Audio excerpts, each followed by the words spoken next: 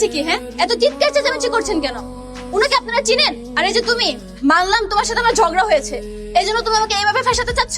আজকে তোমার খবর আছে, বাসায় চলো। চলো গাড়িতে ওঠো। আপনারা তো আমি ঠিক মতো চিনি না। মানলাম আমি একটু বেশি শপিং করে ফেলেছি, এই জন্য তুমি এত রাগ দেখাবে? আপনি বলুন, বউ ভাই আমি একটু বেশি শপিং করে ফেলেছি, এই জন্য কি স্বামীর এত রাগ দেখানো মানায়? বলুন এই ভাই, আপনি বলুন। না না না ভাই, বাসায় যান। মিথ্যা কথা বলতেছে। উনি আমার অ্যাক্সিডেন্ট করেছে। আপনি আমার হাজবেন্ড, আমার সাথে ঝগড়া করে বাসা থেকে চলে এসেছে। তাহলে আপনার স্বামী আমার হাজবেন্ড। বাসায় নিয়ে যাওয়ার আগে এখনই হসপিটালে নিয়ে যান। হিমাচ্ছে কেন? কি অ্যাক্সিডেন্ট করছে? কি ডাক্তার চাই আমার অ্যাক্সিডেন্ট হয়েছে। পুলিশকে জানাইতে হবে না? কর্মকাণ্ড দেখে কি মনে হচ্ছে জানেন? আমি অ্যাক্সিডেন্ট না, আমি মার্ডার করে উনার লাশ নিয়ে এসেছি আপনার কাছে। হাজবেন্ড আমার সাথে ঝগড়া করে উনি ছাদ থেকে একটু লাফ দিয়েছিল, তারপর একটু পায়ে ব্যথা পেয়েছে। আপনি কোনো মতো একটু ব্যান্ডেজ করে দিন। হাজবেন্ড ওয়াইফ কেস, সেটা তো আগে বলবেন। তাহলে আপনি চলে যান। যাবো মানে? আপনি না একটু আগে পুরো দুনিয়ার সামনে আমাকে জামাই বানিয়ে দিলেন, আপনার এখনই পল্টি মারছেন। তখন তো পুলিশ সামনে ছিল, আর এদিকে আমার লাইসেন্সও ছিল না, অনেক বড় ঝামেলাও হতে পারতো।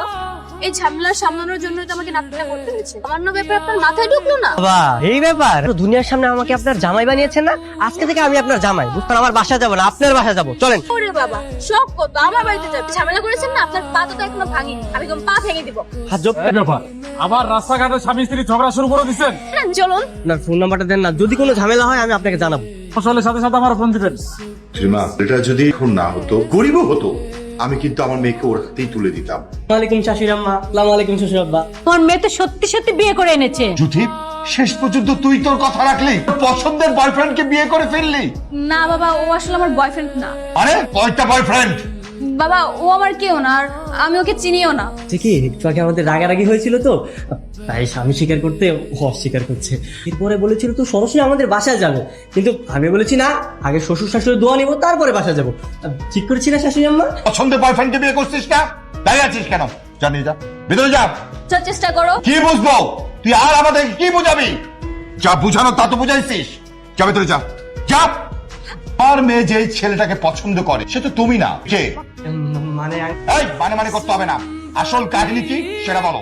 আসলে উনি আমার পরিচিত না, আমি অপরিচিত, আর আমি ঢাকায় নতুন এসেছি।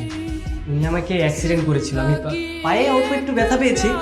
পরবর্তীতে অনেক লোক এসেছিল, আর লোকজনের মাঝখানে আমাকে স্বামীর স্বীকৃতি দিয়েছিল, আর আমিও ওনার সাথে সাথে ওই স্বামীর ক্যারেক্টারটা প্লে করেছি। আমাকে ধরেই ফেলেছেন, আর এখানে থেকে লাভ নেই, আমি বরং চলে যাই। হ্যাঁ, ক্যারেক্টারে আছো, সেই ক্যারেক্টারেই থাকো। মেয়ে যে ছেলেটাকে পছন্দ করে সে একটা মাতাল নেশাখোর। আচ্ছা, তুমি অনেক ভালো, তুমি লাইনে আছো, লাইনেই থাকো। হ্যালো, কোথায় তুমি? আমি যেখানেই থাকি না কেন, তুমি কই? শুনলাম তুমি নাকি বিয়ে করে জামাই বাসায় নিয়ে গেছো। না, এক অন্য কাহিনী, বিশ্বাস করো। এক্ষুনি আমার সাথে দেখা করো। কি পাগল, আমি এত রাতের বাসা থেকে বের হবো কি করে? আচ্ছা ঠিক আছে, তাহলে কালকে সকাল সকাল পার্কে আমার সাথে দেখা করবা। তোমার বাসায় কে কে আছে? বাবা আছে, বোন আছে, আর মা তো ছোট থাকতেই মারা গেছেন।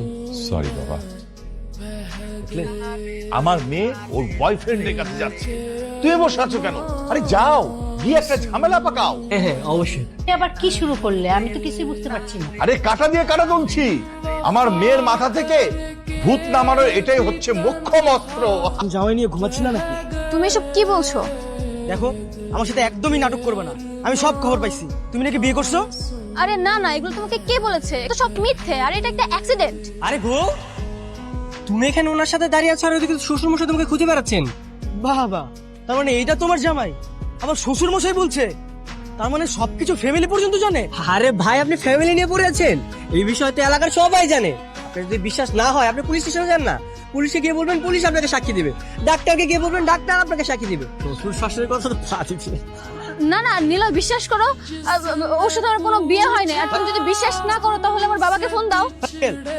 আমি নিলয়, আপনারা নাকি জ্যোতিকে বিয়ে দিয়েছেন? হ্যাঁ দিয়েছি তো, কালকে আমরা নিজেরা দাঁড়িয়ে থেকে আমার মেয়ের বিয়ে দিয়েছি। তুমি থাকো তোমার জামাই নিয়ে, আজকে থেকে আমাদের ব্রেকআপ। নিলয়, নিলয়।